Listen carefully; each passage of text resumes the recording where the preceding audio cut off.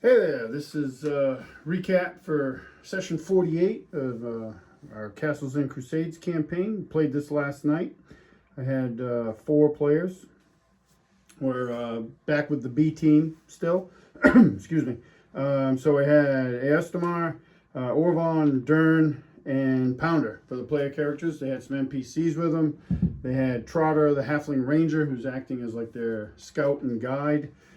Swain Lockhart, who's a mercenary, human mercenary, and Willem, who is a squire to Orvon. Orvon's a knight, and so they we picked up pretty much where we left off. We did a little bit of a recap from the previous session. They had ambushed a group of trolls that had some slaves with them, freed the slaves, and then continued on eastward. They're trying to get through the troll lands and into the Blackwood Forest, where they know Wyvern Spire is located. They don't know the exact location, but they know it's in the Blackwood Forest to the north. And Trotter thinks he can lead them there. They, not long after leaving the road that they ambushed the trolls on, they keep traveling through this thick brush swamp country, and Trotter, who is he spends his time either ranging ahead or falling back because he's afraid that they're being followed, might be followed. He lets them know that they are being followed by a very large troll hunting party. So they decide they don't have really a great place to make a stand, so they're like, we got to push forward. So Trotter urges them forward, and that's where the session started. So we started off with, what I did was to facilitate this run through the troll lands.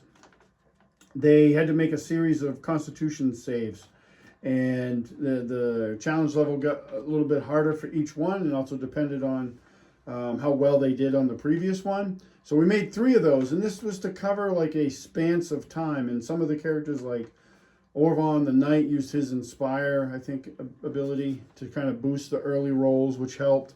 But ultimately, I think, surprisingly, with the exception of Durn, the Dwarven Druid, I think he actually aced all of it. He might have passed all his tests. I know he aced like one of them really well. So he's pretty hardy. He's a dwarf, so he's pretty hardy, but he's, unlike Gimli, he's good over long distances. So but they come into, like, they're getting tired. Like in the third roll, like, I think the majority of the party failed it. Even Pounder, who was also nailing the earlier rolls, he failed the last roll.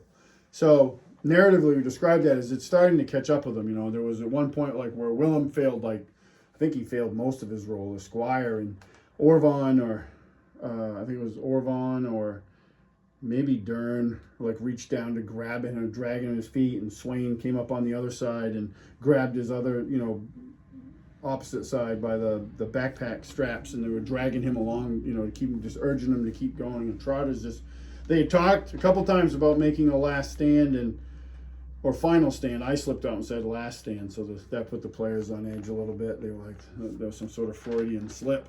But some sort of final stand but there wasn't a good space for them to do it. Like, they're in brush country.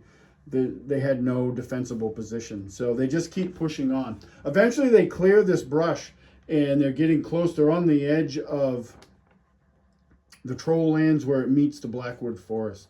And the brush kind of falls back, and it's starting to be replaced with these big hardwood trees and the hill country, rocky hill country, and they see a ruined tower, which they see what is before you here on the screen. Between them and this ruined area are, one of the things they note is that as they move closer to the ruin, because they're like, this is the best spot we found so far to make a stand, is there's all these totems that kind of ring in a semicircle around this area. And they didn't know quite what to make of them. It did kind of, I think, put them on edge a little bit, because they're like, why are those here? And they get up into the ruined area, and they realize that this area over here, this spot here, isn't just a hill. It's actually a barrow, and it's got an open door, and inside all they see is like utter blackness. Well, as they're getting into this area, the trolls catch up with them. But the trolls stay on the other side of the totems, and they can see them in the periphery of, like, on each side. So there's they get the impression rightfully that there are a lot of trolls. Like, they probably wouldn't survive a fight with these trolls. Like, there's so many of them. And the other thing I had done while the chase was going on, they'd heard, like, this hound call. So they had, rightfully, I think it was Steve, who plays Pounder, determined that they got, like, troll hounds, which they absolutely did have a troll hound. And then I described, like, through this brush, they could see the tops of the brush moving back and forth, and you could hear crashing noises. And emerging from the brush was one of these guys. So they were like, oh crap, like, what's up with this guy? Like, he's got multiple arms, multiple heads, he's a mess. But they stay on the edge and won't come closer. So the party's like, they talk about continuing to flee through this area, and they're like, they come to the conclusion that they think they would just get picked up. The trolls would just start chasing them again, which that was a correct assumption. They would have. So they're like, well, we have to go. The only avenue we have is that area in the barrow. So as they approach that barrow, they hear this moaning sound, and coming out of the barrow are 3 wraiths. And the area had also been described as devoid of, like, the sounds of nature. Like, there's no small animals or anything, or birds or anything like that chirping. It's very quiet here and still and colder. And the temperature drops as these wraiths come out. And a battle ensues. It was a pretty good fight. Of late, my dice rolling has not been that stellar. It was okay in this encounter. What made this encounter particularly challenging was the race can only be hit by magical weapons, and only 2 members of this band have a magical weapon, and that is Pounder and Trotter. Trotter has a magical bow, Pounder has a magical battle axe. The rest of them don't, and that's something that when I designed this encounter, I honestly hadn't probably put a lot of thought into, but it made it challenging for them. Durn and Eostremar, they used their spells, which did work against the race. So what saved them was, again, help save them, I should say, was my poor dice roll. So I did score a hit on Orvon. One of the whites hit him, and then Orvon failed his Constitution save. I do undead differently than the way it's in Castles and Crusades. I don't do level drain. I've never liked level drain. I say that as a DM, I don't like level drain, and I'm sure as hell wouldn't like it as a player. So what I do is I took the rules from the Hyperborea RPG, which is a great RPG. I took they're the way they do it, and what they do is they have ability score drain. So these wraiths they'll drain, in their case, Constitution points. So Orvon gets hit, fails his Constitution save, and loses, I don't remember what it was. It was probably like 3 or 4 points. I don't know if it's in my notes or not. 3 or 4 points of Constitution, which was a pretty good hit. There were some other hits, but I think, like, Swain got hit, but he was able to make a con save. What they did do is Orvon and Swain stayed up in the fight. What they did, they both have this ability called Curtain of Steel, which is they're able to subtract. It's an advantage from the Castle Keeper's Guide. It's an optional rule. We use advantages. They're like mini feats. Players really like them. I really like them. So we've been using them pretty much since the beginning of the campaign. They both have this advantage called Curtain of Steel. What they're able to do is they're able to subtract up to +4 from their attack roll and add it to their AC. So they did that. So they were keeping the race occupied, so like Trotter and Pounder and the casters, Durn and Eostremar, could actually affect the race, and that worked out well, actually. And they ultimately they end up defeating the wraiths, and Orvon was the only one to take any sort of Constitution damage. Swain did take damage, but he made his con save. He took 2 hits from the race, and he made his save both times, but he just took physical damage. And it was really cool later on because the trolls actually see this defeat of these wraiths, and the party was kind of worried that they were going to be attacked. But this actually scared the trolls a little bit, that these people that they were hunting were able to defeat these undead creatures that they're terrified of. That's why they have these totems were put up by the trolls, and they were like warning totems of this place not to go near it. So it actually, the effect of them beating the wraiths was the trolls were afraid to approach them. So they do get an eye. I rolled some random encounters. They don't get any, so they camp here tonight in this area. They find some treasure in the barrow. The darkness that was in the barrow that was like reaching out to them when they went in to fully explore it after they defeated the race was like reaching out, like trying to suck the life out of them. But Eostremar is using a light spell, and it banishes them back. It was a narrative thing we did, and it was really fun. So they camp, and it was good because there was some good role play in the camp. There was some like a scene between Orvon and his squire Willem, and he tells Orvon's telling Willem how proud of him he is. He's doing really well, and Willem's really smart, and he talks about how this isn't like the Bard's Tales and the stories he's read in some books. Those stories never talk about like the running for hours for your life, or the weather, and the how rations are okay but they're not the greatest, that whole thing. But with all of that, it has not deterred him. He wants to become a knight. So, and there's a moment there between him and Orvon, and then even Swain jumps in a little bit, who's kind of taken a liking to the young Willem, and offers him a flask from his a drink from one of his wineskins that's actually full of whiskey, to warm him through the night. Same with Orvon and everybody else in the party. We described the effects. One of the effects of Orvon's constitutional loss was that he was cold, like chilled to his very soul. And he had in Chris, who plays Orvon, he actually came up when he stripped off his gear for the night. He had these frost burns across his chest where the wraith had raked him with its claws, which I thought was a really cool little description, that we kind of ran with. So like Swain's handing around the whiskey to try to give everybody a little bit of warmth. So they end up having no encounters through the night. I rolled a couple times, nothing came up. And the next morning they get up early and they head into the Blackwood Forest. And they travel along this old overgrown road. Like, this area hasn't been used in around 150 years or so. So the forest has taken it back over. And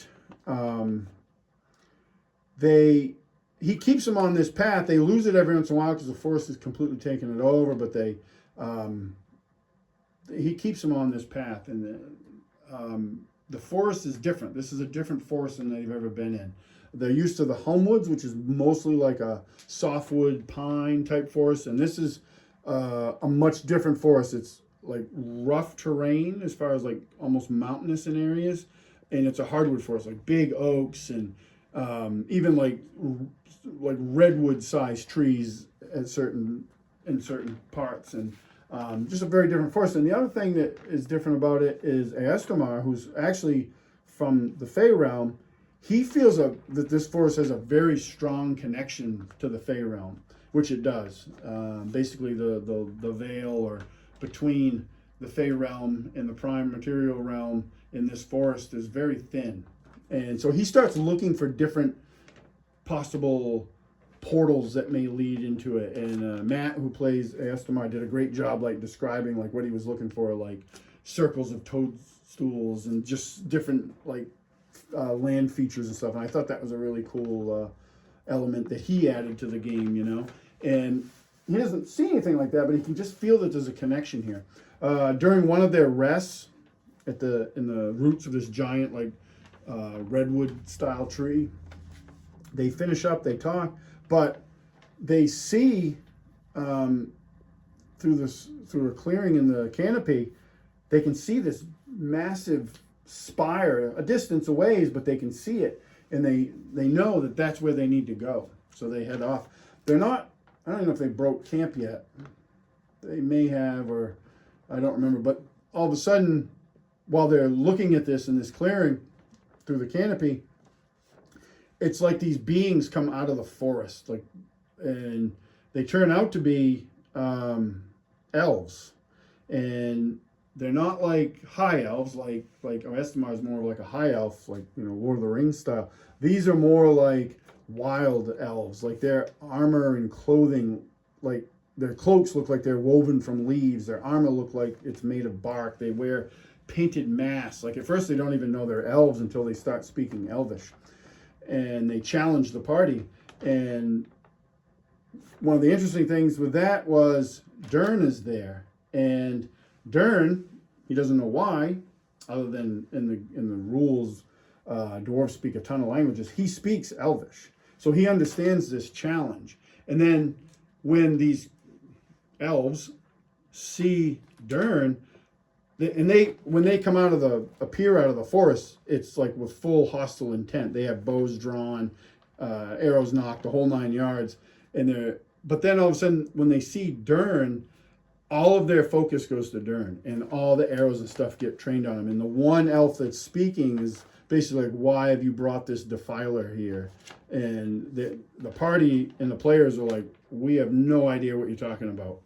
So the long and short of it is these elves are from a forest called Tothula Dan, and in the setting, and this actually took some of this, it didn't happen during our previous campaign, but they had dealt with some of it during the previous campaign. There was a dwarven stronghold that bordered the elven lands, but the dwarven stronghold, the lord of that stronghold, he fell to demon worship. And he basically poisoned and twisted his realm, and that poison spread out, and it spread out into the elves' forest and decimated it.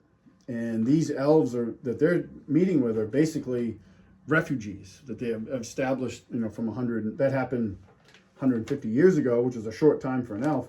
But so they're in this forest now, and they're small in number. So they're very hostile towards Durn, and to the point where the party, if it wasn't for Eostremar being an elf,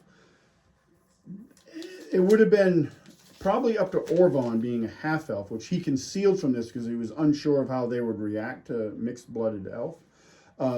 It would have really fallen on to Orvon to try to broker a peace. Otherwise, they probably would have just outright tried to kill Durn immediately. But that Eostremar is able to head that off. And he convinces this elf. They tell them why they're there. They're on their way to Wyvern Spire. So the elves end up bringing them back to their encampment. They need to speak to they want to speak to the elder or their leader.